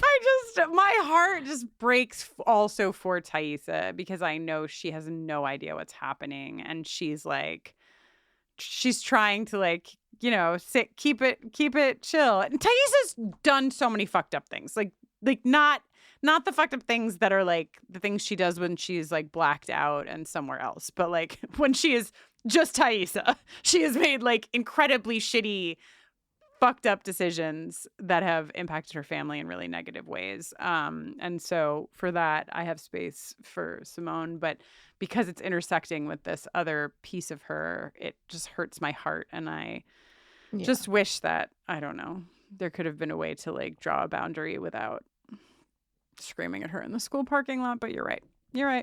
You win. Well, Thaisa is freaked the fuck out. She's like, I better go see what's going on in the basement. Yeah. She huffs Simone's sweatshirt and then immediately is like, that is some sad ass divorce shit right there. Die. So true. And then she sees some blood at the entrance to a little crawl space. Are you going in this hole, Kristin? No, that's what I was going to say. The fact that 2 people have seen blood at the entryway of a crawl space and 2 people have crawled through that is unbelievable to me. It is shocking stuff. You're not even going to phone a friend. I know Thaisa can't, but like Simone didn't. Yeah, just like, no, I'm going to like find the longest broomstick in the house and put my like iPhone at the end of it and like fucking duct tape it and fish it down the hole while it's recording. I'm not going in there. Dude, I wouldn't even do that. I would be too afraid that something would like grab the phone and then like pull me in by the phone stick. Hell no. Ugh. There it is. R.I.P. Biscuit. Oh my God. And who the worst character to ever enter this scene as Thaisa is looking at Biscuit's bloodied head? Steve. Dude, tick. Thaisa's like, Steve, this was a mistake. I'm gonna do better with you. The entire internet clenches. Yeah, it's like, no, somebody get Steve. Honestly, maybe that's what I should be upset with Simone for. She should have taken Steve. Dude. Okay, my favorite Dude, character. yes, she just saw Thaisa with a whole other ass dog. Yeah. She said, good luck, Steve. Bye. Okay. All right, we're going to the motel. We're going to meet Larry, my hero, my absolute fucking hero. I can't explain to you what happened to my soul when this man was as funny and shitty as he was and picked up a Z100 mug to drink out of it. I can't. I know. The way that I loved this man immediately was... He's played by Andy Thompson. That's all I have to tell you. I just wanted you to know who this man was. He's my favorite guy. In walks Misty, and let's just hear some of the brilliance. Because the only thing better than Misty is when Misty meets somebody who like matches her, which happens with like Natalie on like a, large scale level. But it happens here with Larry. Brunette, stunning, looks like she'd stab you. She's my best friend, and she wouldn't have left town without telling me, so something must have happened to her. Something happens to all of us. True. And some of those things can be worse than others, depending on our choices. Larry Frankowski's 65 Union Street, apartment 2B. Remind me, Larry, is your social security number 138002671, or is it... No. I'm pretty sure that's it. Look, lady, I'm gonna level with you. The water pressure here sucks. The ambience is a heady mix of imminent tragedy and broken dreams, and we don't have cable or Wi-Fi. The one thing we do have is discretion. You ever stay here before? The answer is no. Even if you have, you haven't. You catching my drift? Anyone wants to know anything about the people in these rooms, better have a warrant. And even then, my memory stinks and my handwriting's worse. Capiche? Something happens to all of us. Also, are you the manager? No, I'm actually the lookout. My partner's in the back, working the manager over until he gives up the combination to the safe. We're here to steal the Baroness's jewels. He's perfect. Larry, may no harm ever come to you, sir. You are a champion and a hero. Larry would know what to do with every single person on The Sopranos. Every single one of them. No issues. Fucking bop over to the Bada Bing after work. Wow. You know what I mean? Larry knows what's good. Christina Ricci, I have in all caps in this scene. Christina Ricci, goddammit, you are so good. The way that she delivers every fucking line that she says to this man, and that like she outplays him. She's like, well, I have an abnormally large bladder, and on the most recent Nora Roberts novel. And 2 days off from work. She's got it all. She does. He gives it up immediately. He's like, oh, she said she took off. She left cash for the bill. Can you please get the fuck out of here? I'm trying to read my book. Larry just wants to chill. Let him live. Let him live. He's protecting a lot of people. So Misty immediately goes to Nat's room and uses a credit card to open the door. Yes. And she's like, she's not feeling great. She's like feeling abandoned. She sits down. She's like, do not cry about this, Misty. And then crying as she says it, she says, babies cry. Oh, God. But then through her tears, she notices some slightly different shade of poop brown paint on the door frame. And she goes over and is like, wait just a fucking second. This door has been kicked in. And she's like, I knew it. And then she sees that there's a camera. Now, Larry, I just want to say, if that camera is actually working, I don't know about your discreet monologue earlier, because you got some records that could be searched through with a warrant, which wouldn't really matter if your handwriting was bad. But regardless, that's where we leave Misty Quigley. Oh my God. Which brings us to Natalie, the final of the four. Oh, yeah. At Camp Triangle, buddy, Natalie is manacled to a bed and screaming. In walks Lisa. And Nat says, who the fuck are you? And Lisa says, okay, rude. Loving these scene partners already. That's Nicole Maines playing Lisa. So delightful. A total badass. So I knew Nicole Maines before this. Jenny, have you seen Bit yet? It's a vampire horror film where Nicole Maines is the lead. I have not. Oh, it's a good time. It's a really good time. I think I watched it. I saw it maybe after season 2 of Yellowjackets, but I learned when I was looking up her filmography. So Nicole Maines is a transgender rights activist in addition to being an actress. And before she had like these bigger roles, I think her first big role was playing Nia on Supergirl. She was on that from 2018 to 2021. Before she got into this like acting on a large scale, she was the anonymous plaintiff in the Maine, your state, Jenny, Supreme Judicial Court case, Doe versus Regional School Unit 26, in which she argued that her school district could not deny her access to the female bathroom for being transgender. And the court ruled in 2014 that barring trans students from the school bathroom consistent with their gender identity is unlawful, which was the first such ruling by a state court. So I'm sorry. Wild, monumental. Right? Like, just get out of here. And she's phenomenal. And I don't think it's a spoiler to say that we will see a bit more of her. And I don't think it's a spoiler to say that I will enjoy it because she fucking rocks. Yes. Okay, so Nat's gears are turning. She's like, you gotta undo me so I can eat, because Lisa has brought a tray of food.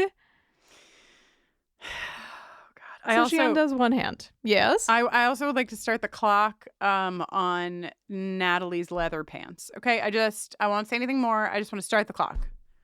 She's wearing leather pants. Natalie's wearing leather pants. So Okay. I've clicked my timer. Thank you. Okay. So Lisa leaves, Nat eats, and Lisa comes back. And Natalie's like, hi. And then she goes to, now in my memory, when I watched this scene again, I was like waiting for Lisa to get stabbed in the eye. That was the memory I had. And then I realized, oh, I'm conflating this with Fallout. Yes. Where Stephanie gets stabbed in the eye with a fork. But then when I watched it again to take my notes, I was like, but Natalie did aim, I think, for her eye. She at least goes for her head, and Lisa puts her hand up, and so her hand gets it. But I think that Natalie was like going for some part of her head with that fork. When Lisa falls, she's undone. Natalie's undone her other tie. She gets out of the bed. She runs. A couple of guys see her. They chase her deeper into the woods. Juliette Lewis running around these woods is also, I started talking about Melanie Linsky being like singular with the way that she can make a fucking line land. Fucking Juliette Lewis, the way that she moves her body is absolutely, it defies all gravity. It's inexplicable. It's never before been seen. It's truly something apart from, is she human? You know what I mean? Is she a human? Unclear. Listen, walk softly, carry a big stick, come upon a ritual involving animal masks and a naked man being buried. I don't care for this. No. And you? I don't. Also, Lottie in the opening scene was notably not wearing purple, right? She was wearing like this like gold colored thing that really like contrasted with she's wearing fucking purple to this, whatever the fuck this is. And Natalie sees, she's like hiding. She's going to run. She doesn't know where she is. She sees Lottie and she saunters out from like behind the tree and is just like with this stick. She goes right up to Lottie, does not flinch. She goes right up to her to like bash her head in, and she stops and she says, give me one good reason I shouldn't cave your head in. And what does Lottie say, Jenny? I have a message for you from Travis. Ugh. That's one thing that will make Nat not cave your head in. Yeah, watching Juliette Lewis's face waver and crumple. Oh.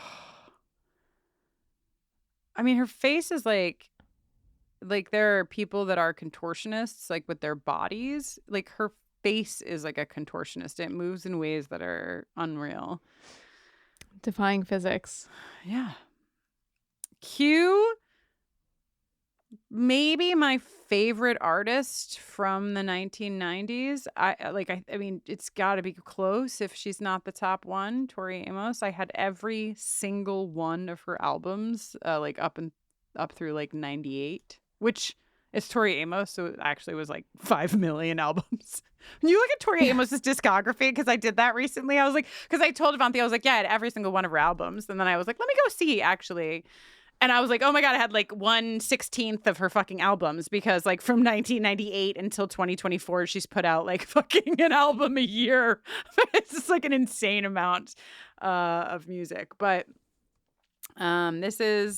she's up there, maybe the top of the pile. And we get Cornflake Girl, which is a big Tory song. It's all about Cornflake Girls and Raisin Girls. In case you're unfamiliar. The two girls. The two kinds of girls, yes. Totally. Shauna, okay. Here's what we get in the montage.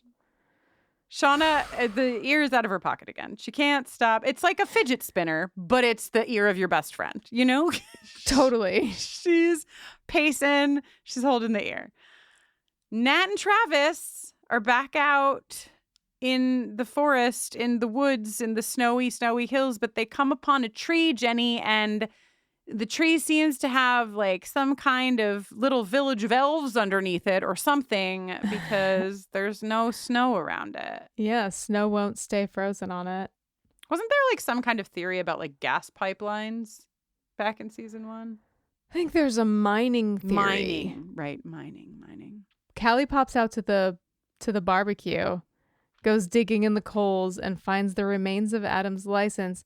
Of course, the only way everyone knows that when you burn a driver's license, it burns from the outside in and usually stops just leaving a little halo around the face of the person whose ID it is. The fact that these two fucking ding-dongs didn't check. Right? You're going to put like your entire can of gasoline, set your tree on fire, let it all burn, and not empty even if you didn't check Throttle. What are you doing? These people, they deserve to get caught.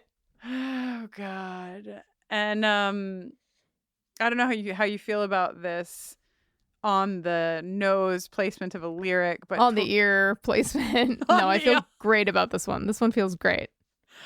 Tori Amos is like, things are getting kind of gross as Shauna takes the ear and puts it in her mouth. Tori is like, this is not really happening. And we're all like, but it is. Yeah. What wouldn't have worked for me is if the lyric was like, lend me your ear or give me your ear or, right. You know, but things are getting kind of gross. That's just normal stuff.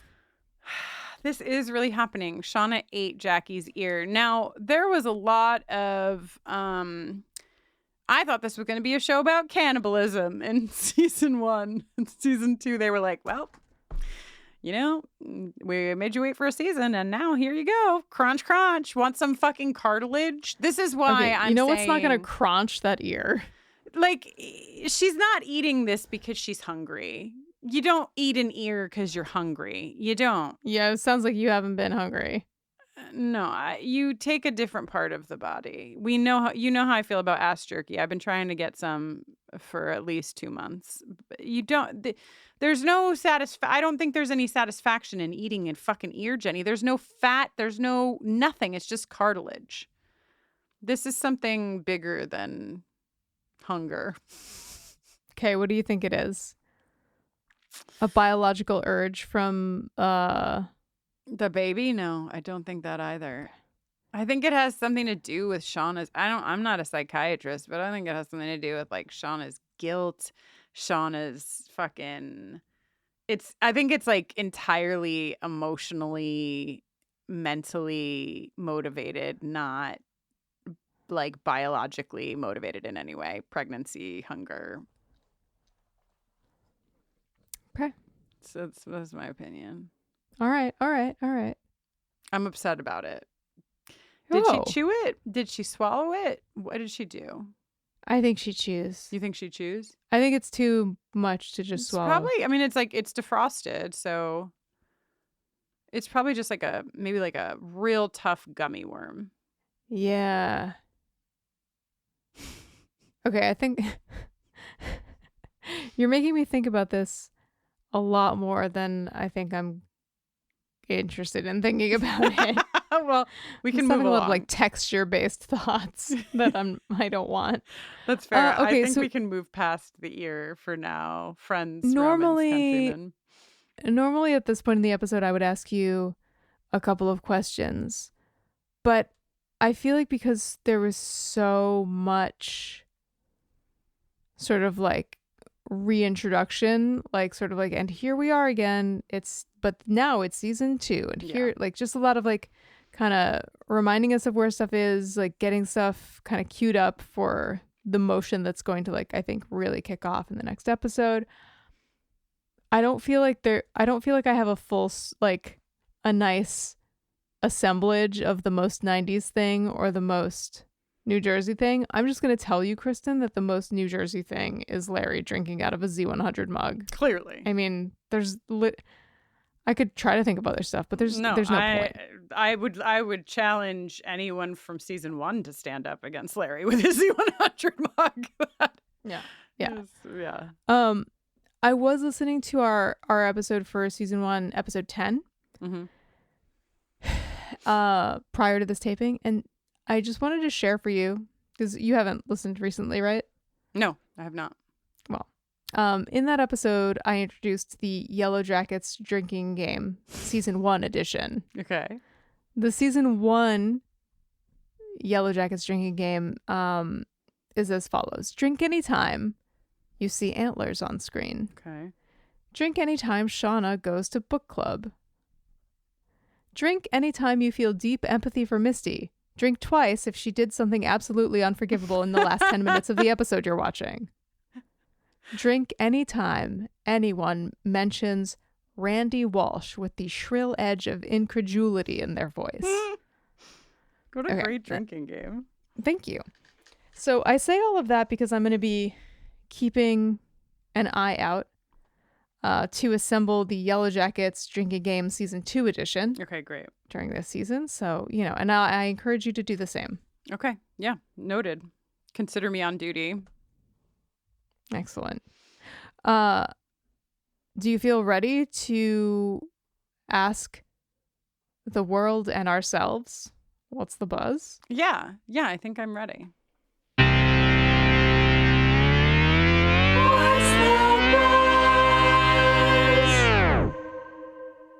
I can't remember if we probably talked about this in what's the buzz's past. Maybe.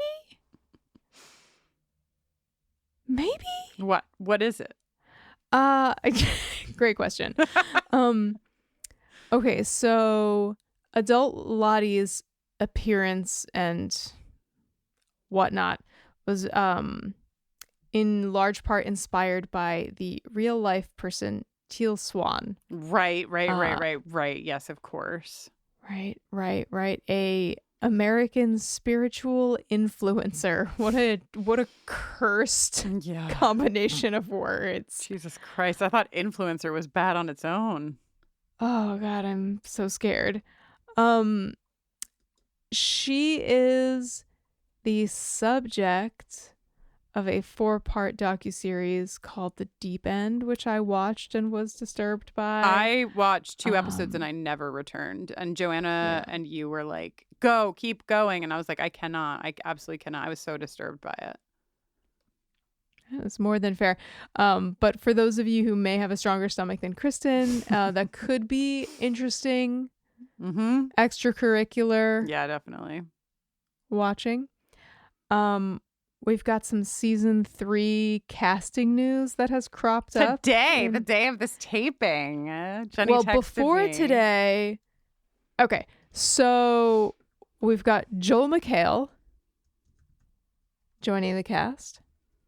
And as of today, the very day that we are taping this, we've got Hilary Swank added to the mix. Who are they gonna be? Who is Hilary Swank gonna be, Jenny? Okay.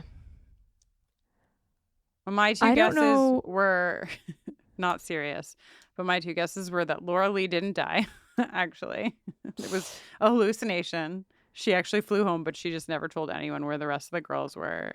And then now that's Hilary Swank as adult Laura Lee, or Allie, my favorite character, who wasn't on the plane. It has a new best friend in the mix who loves to drink wine with her and what have you. But more realistically, it's probably a Yellowjacket that we haven't gotten to know well yet, or Jenny's theory. Could she be an investigator, or maybe Joel McHale? I think at least one of them has to be an adversary to the squad.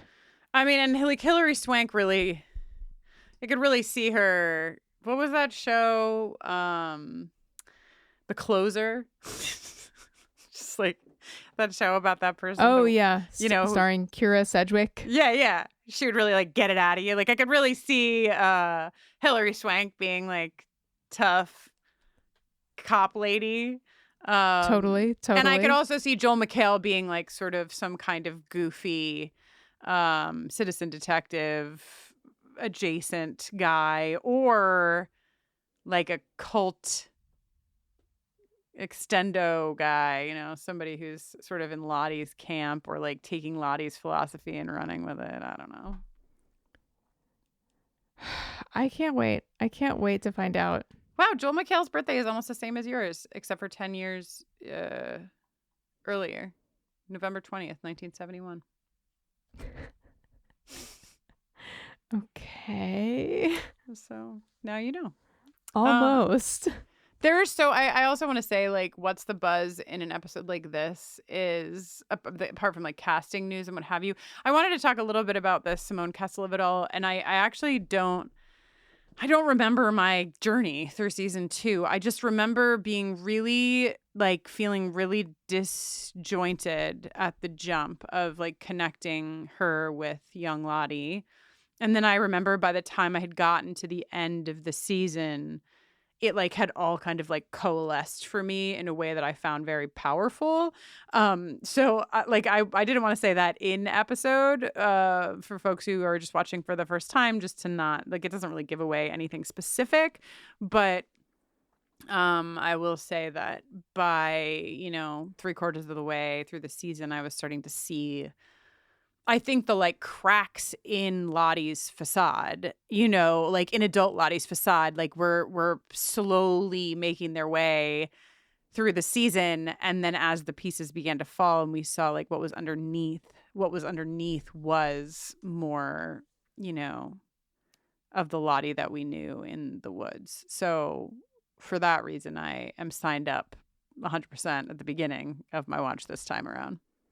I agree with you. I feel like we get to a great place by the end of the season with adult Lottie, but I'm trying to be true to my first watch vibes. Yeah, and you're good at that. I'm not as good at that. I'm like, now I'm tainted. So I've seen the whole thing. How can I ever pretend?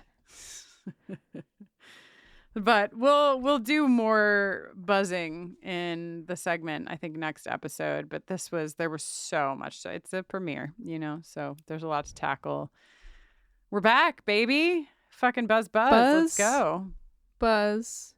Mm-hmm. Buzz. Should you do your whole outro, but not say any words? Just say buzz. No. I'm Jenny Owen Youngs, and I make podcasts with Kristin. And when I'm not doing that, I make music. You can learn more about me by, whisper the words Jenny Owen Youngs into an empty bottle, stuff a cork in it, hurl it into your nearest ocean. Wait. What about a river or a tributary? Wait. Well, they all feed out, right? Yeah. To the ocean. Yeah. And then just wait. One day, maybe days, months, weeks, years from now, decades, someone will come to your door, knock, knock, knock. You'll open the door. They'll be hooded and cloaked, and you'll say, "Whatever do you want from me?"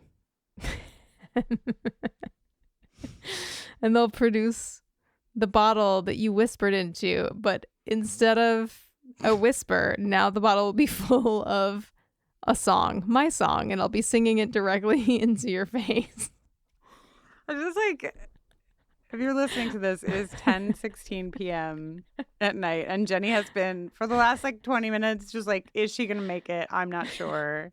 So tired, ready to die, and I could see it. And then all of a sudden, she got into the bottle story and was back alive, just ready to fucking roll. Yeah. Or you could sort of cut out the middleman and just go to jennyowenyoungs.com or search my name on the internet and you'll find me, and then we'll chill and you could hear some songs or whatever. Cool. Perfect. Yeah. Or you can always check out I went to town on myself.com. Keep that URL going as long as I'm alive. My name is Kristin Russo, and when I'm not watching television shows to talk about them with Jenny Owen Youngs, I am working with and for LGBTQ communities. You can learn all about me and my work and my queer horror movie club and my little queer book club and the books that I've written to help parents and to help queer people and all that gay stuff at KristinNoeline.com. That's KristinNoeline. You can use that spelling to find me on socials. And I can't remember if Jenny told you to find her on socials, but you could do that at Jenny Owen Youngs. Or you could do the whisper method. Or you could, yes. Whisper into the bottle method. No whispers required to follow Buffering Cast. All you have to do is look for our username at Buffering Cast on any and all socials.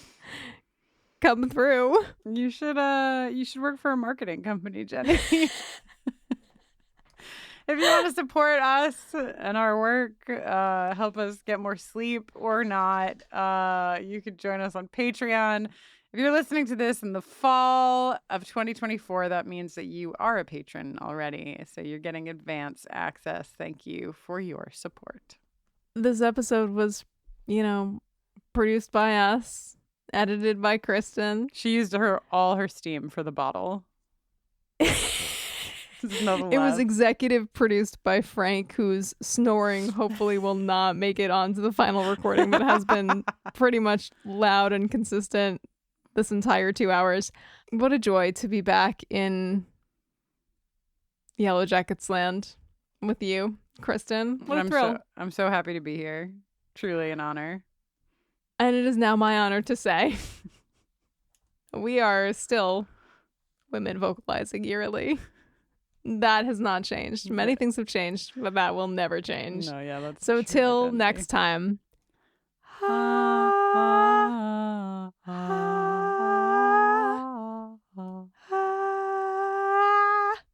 We should probably start agreeing on a key or something before we do those. What's incredible is that I can't even hear you when I'm vocalizing. Maybe that's Eerily. What makes it eerie. At least uncanny.